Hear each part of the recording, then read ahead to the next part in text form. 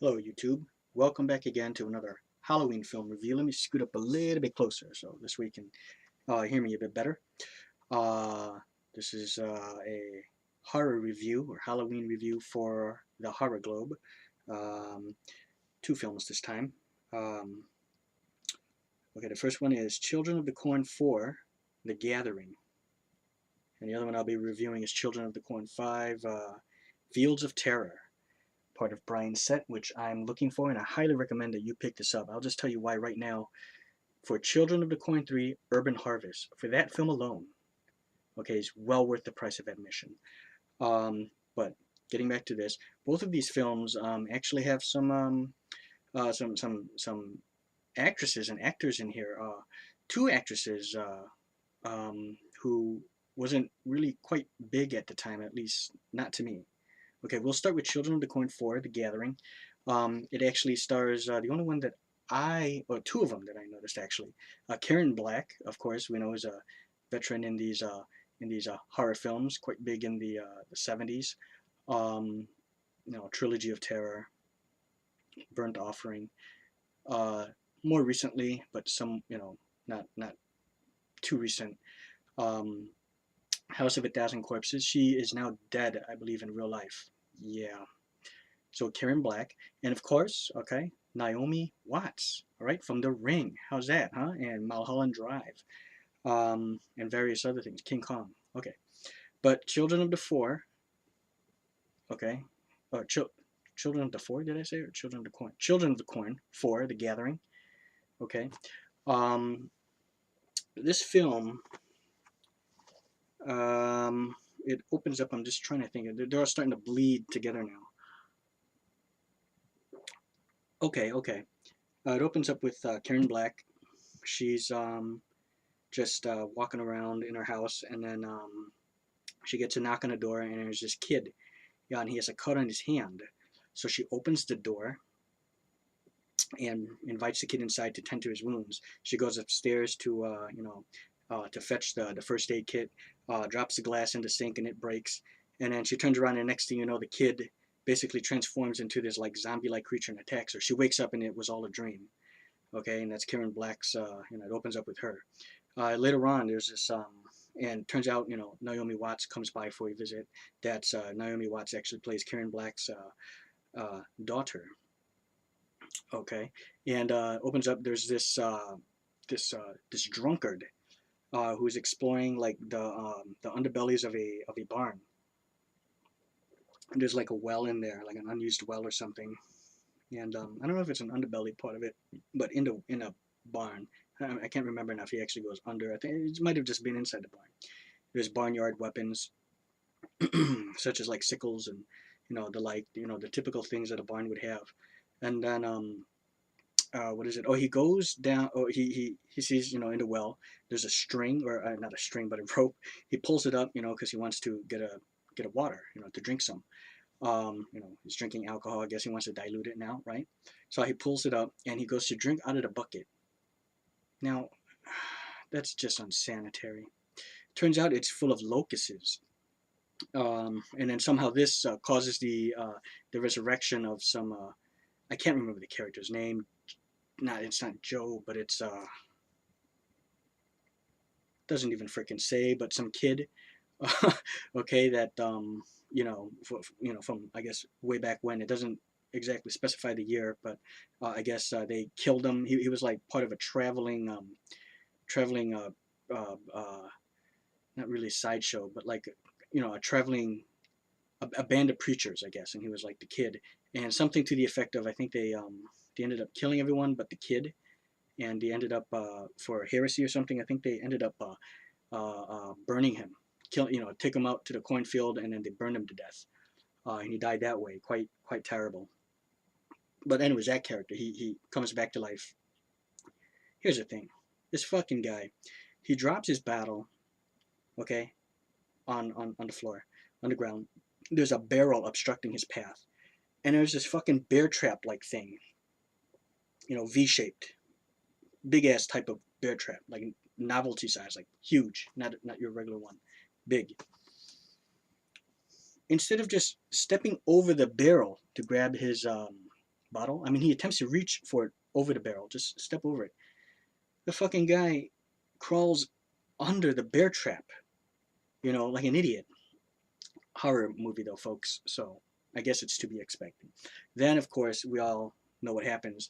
Well, almost quite. I mean, they try to make it seem like the bear trap is gonna, close on him, but in fact, what happens is the undead boy, puts a sickle, stabs him right through the leg, and all of a sudden, all the barnyard tools start falling on him, and basically crucifies him on the floor or on the ground, and then the kid beheads him. So there he goes. He's dead. This film, okay, the whole thing is all the kids are just somehow mysteriously getting sick, you know, and they're they sort of mask it as a how do I put this, like they're getting sick, but it's because the undead boy, which I can't remember his name, he's putting this spell on the town to kind of like curse all the children and possess them with like some followers that I guess he once had back in the past. And but he's masquerading this voodooism with as a like with a fever, like 104 fever, and they're all getting sick, and people can't understand what the hell's going on. And Naomi Watts is basically a doctor's aide, and there's this old man. I guess he's a famous actor. I'm not exactly too sure. I've never seen him before. I think, yeah, I'm he. At first, I thought it was George Kennedy, but it's not quite him. But anyways, and he wouldn't star in something like this. At least I don't think.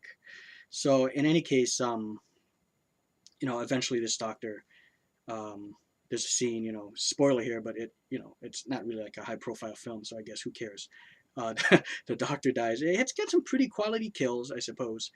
He gets killed by one of those stretchers. It's magically being controlled by itself, and then it's rushing him, and then this blade comes out from the front and cuts him at the torso, and then cuts him in half. You see his lower torso falls, and his his top torso falls forward into the stretcher, and he's dead. There's another one where this beautiful girl, woman, friends with Naomi Watts, her best friend, I guess. They were college chums. She gets killed by basically getting crucified at the doorway, and then the door opens up behind her, and the sickle comes and gets her right from the back of the head and comes out her eye. Pretty gruesome stuff. So pretty good quality kills. I got to tell you what though, folks, it wasn't all that great of a film.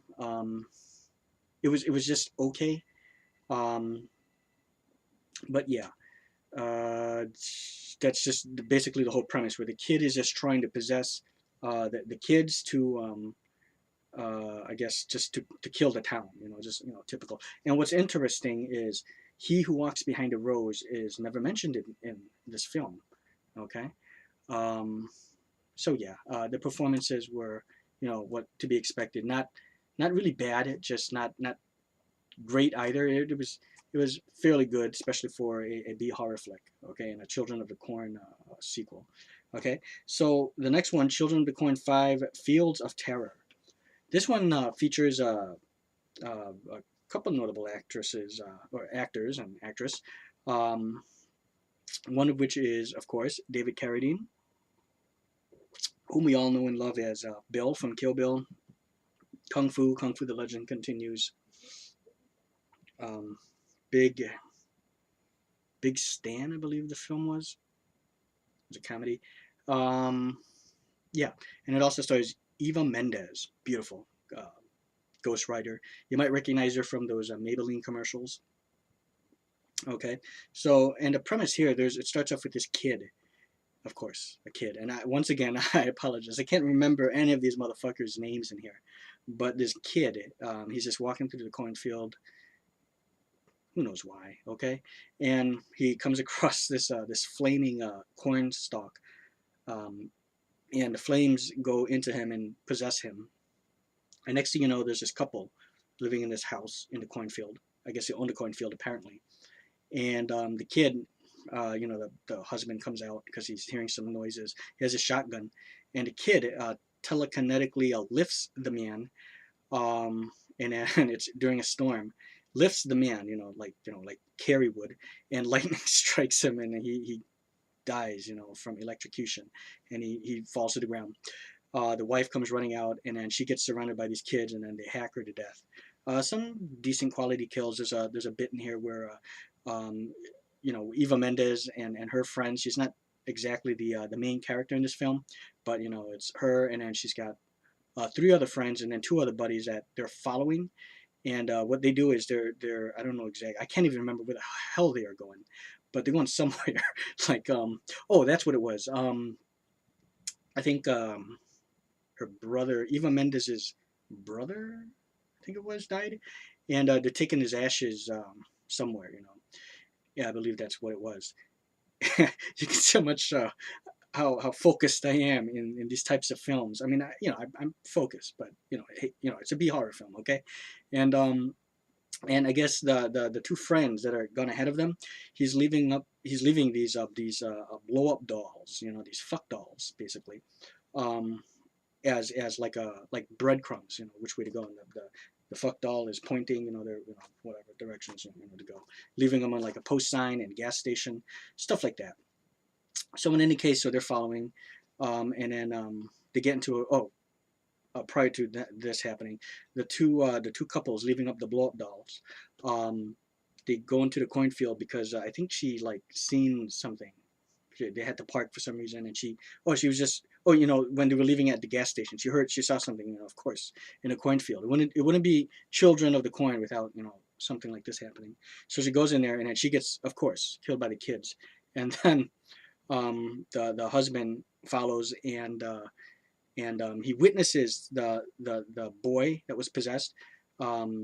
This conversation taking place where I guess he's apparently the Lord and Master, the one in charge. He's really upset. Like, why'd you kill this woman? I mean, maybe she came with people. Who knows? Why'd you just kill her? So, and all of a sudden he takes off, and then they see this guy, and then don't let him escape. So they chase him.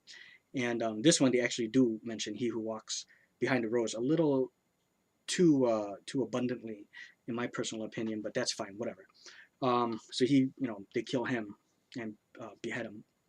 And then this is when Eva Mendes and her three buddies, carrying the ashes, they get into some car accident, and the car, of course, ends up right in front of the cornfield, and that's when that possessed kid, the master, and then he's got like three of his henchmen come out, and they say, you're on private property, you know, leave, get out.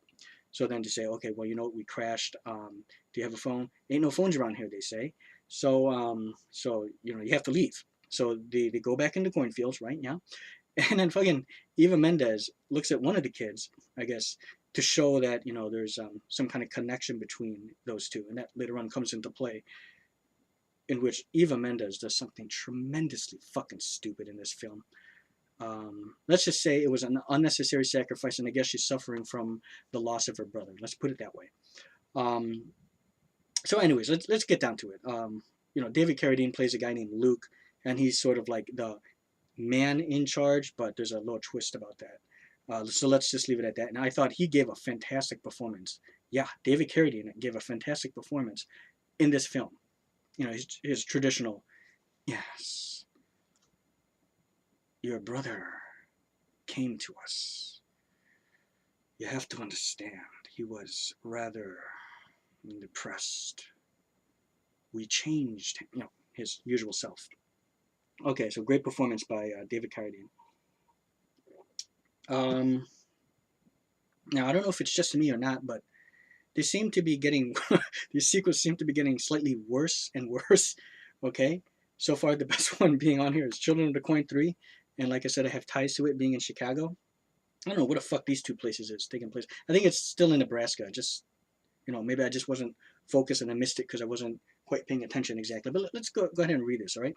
For Children of the Corn 4, we got a bright young medical student must solve the frightening mystery that plagues the children of a small Midwestern town before a sinister stranger can claim their souls for his own.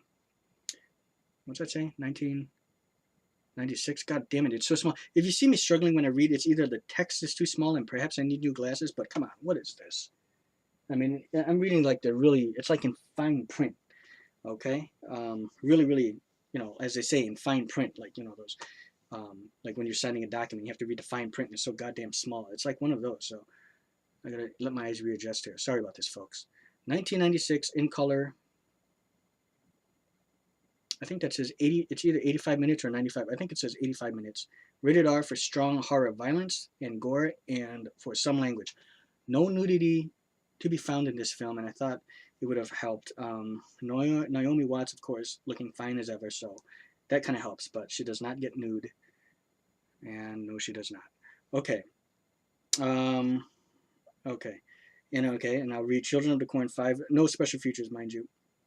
For 5, 6 college students take a wrong turn and find themselves lost in a strangely deserted rural town, only to discover that this deceptively quiet place hides a murderous cult of children controlled by evil forces. Okay, now this was in... So if that's 96, so this is... Okay, it looks like it's 98. It's in color. 83 minutes, rated R for horror, violence, and gore. Okay. Not really into nudity, but...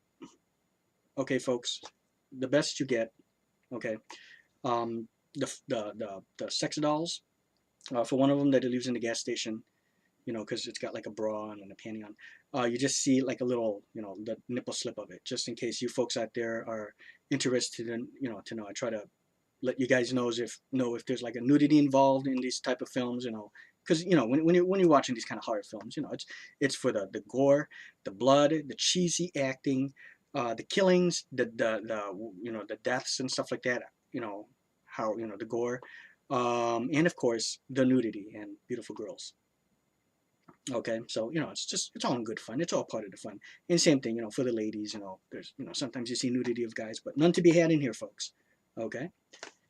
Eva Mendes keeps her clothes on, and so does Naomi Watts. Okay, so there we go. So let me come down to my score here. For Children of the Corn 4, I'm going to be honest with you folks. I'm going to have to give Children of the Corn 4.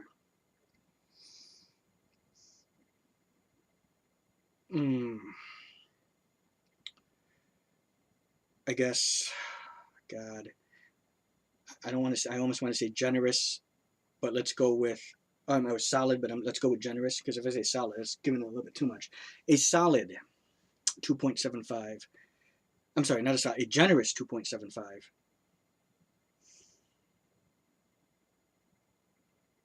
Children of the Corn 5, I'm going to have to give it a solid 2.5. Okay, so Children of the Corn 4 gets a generous 2.75, and Children of the Corn 5 gets a solid 2.5. Just so.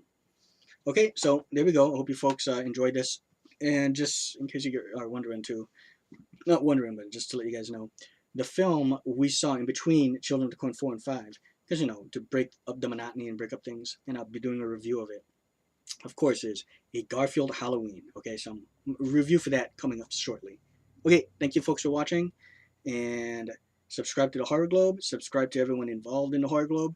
I appreciate you guys checking this out, checking out all our reviews, checking out my fellow YouTubers, and not just the folks on on the Horror Globe, but just everyone else that I recommend and I've given shout outs to. Okay, appreciate it very much. Much love. Thank you, folks. Love each and every one of you guys. Hope you guys have a happy Halloween, and farewell.